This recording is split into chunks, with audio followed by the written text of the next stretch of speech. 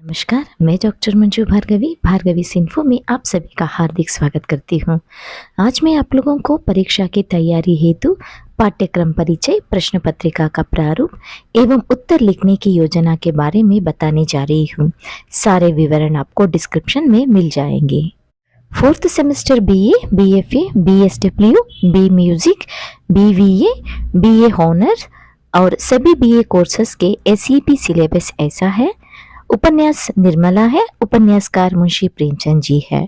दूसरा भाग में रिपोर्ट राइटिंग या प्रतिवेदन लेखन है, जिसके अंतर्गत विश्व जनसंख्या दिवस, हिंदी दिवस, स्वतंत्र दिवस, रक्तदान दिवस, योग दिवस आते हैं। तीसरे भाग में अर्थग्रहण है। प्रश्न पत्र का प्रारूप ऐसा है। फर्स्ट मेन में बहुविकल्पित प्रश्न 10 आएंगे। 10 into 1 = 10, 1 अंक वाले होंगे। सेकेंड मेन में ससंदर्भ सहित व्याख्या कीजिए होगा। 4 अवतरणों को पूछा जाएगा, जिनमें से 2 का उत्तर लिखना है। 2 into 7 = 14। थर्ड मेन मुख्य प्रश्न होंगे। 2 प्रश्न पूछे जाएंगे, जिनमें से 1 का उत्तर लिखना है। 1 into 15 = 15। फोर्थ मेन टिप्पणी लिखिए होगा, जिनमें 5 विषय में से 3 पर टिप्पणी लिखनी होगी। 3 into 7 = 21। फर्स्ट और फोर्थ मेन तक जो भी प्रश्न पत्र या प्रश्न पत्र का भाग होगा, वो सभी प्रश्न उपन्यास से ही लिया जाएगा। फिफ्थ मेन रिपोर्ट राइटिंग होगा। 2 टॉपिक दिया जाएगा, जिनमें से एक के बारे में लिखना पड़ेगा। 1 into 10 = 10। सिक्स्थ मेन अर्थग्रहण होगा। 1 अनुच्छेद को दिया जाएगा, उनमें ऑप्शन नहीं होगा। 10 into 1 = 10। फिफ्थ और सिक्स्थ मेन उपन्यास का भाग नहीं रहेगा। फिफ्थ मेन सिलेबस के भाग से आएगा और सिक्स्थ मेन जनरल होगा। वह टॉपिक या विषय का स्टडी मटेरियल सिलेबस में प्रत्येक रूप से नहीं दिया गया है, तो प्रश्न या अनुच्छेद प्रश्न पत्र बनाने वाले के ऊपर निर्भर करता है। प्रश्न पत्रिका के प्रारूप के आधार पर उत्तर लिखने की प्रक्रिया एवं सूचना ऐसा है। फर्स्ट मेन में 10 प्रश्न आएंगे। 10 प्रश्न पूर्ण रूप से उपन्यास से ही लिया हुआ होगा। 10 प्रश्नों के लिए 10 का उत्तर लिखना अनिवार्य है। प्रश्नों में ऑप्शन नहीं है। हर प्रश्न के 3 बहुविकल्प उत्तर दिया जाएगा। 3 में से सिर्फ एक सही विकल्प को चुनकर लिखना है। एक से ज्यादा विकल्प लिखने से उत्तर को अमान्य माना जाएगा। हर प्रश्न 1 अंक का होगा। कुल 10 प्रश्नों के लिए 10 into 1 = 10, 10 अंक प्राप्त कर सकते हैं। सेकेंड मेन ससंदर्भ सहित व्याख्या कीजिए। 4 अलग अलग अवतरणों को पूछा जाएगा। सिर्फ 2 अवतरणों की व्याख्या करनी है। 4 अवतरण उपन्यास से ही लिया हुआ होगा। हर अवतरण का अंक 7 होगा। कुल 2 प्रश्नों के लिए 2 into 7 = 14 अंक प्राप्त होगा। उत्तर लिखने की प्रक्रिया ऐसा है। प्रस्तुत वाक्य को डैश उपन्यास से लिया गया है। प्रस्तुत वाक्य के वक्ता है डैश, श्रोता डैश है। जहां पर मैंने डैश बताया है, वहां पे आपको सही उत्तर लिखनी है। वक्ता मतलब बोलने वाला, श्रोता मतलब सुनने वाला होता है।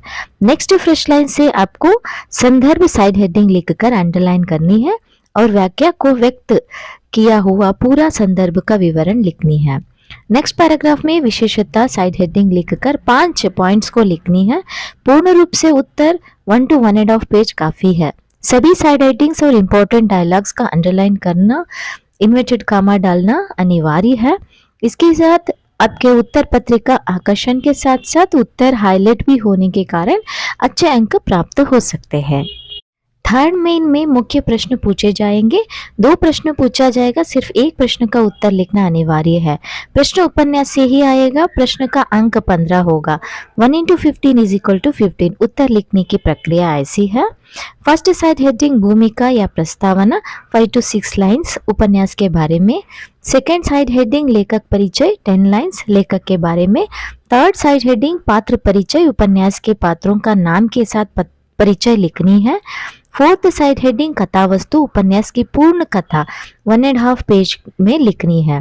फिफ्थ साइड हेडिंग प्रश्न में पूछे गए विशेषताएं या फिर अन्य अंश से संबंधित मुख्य बिंदुओं को 10 लाइन में लिखनी है।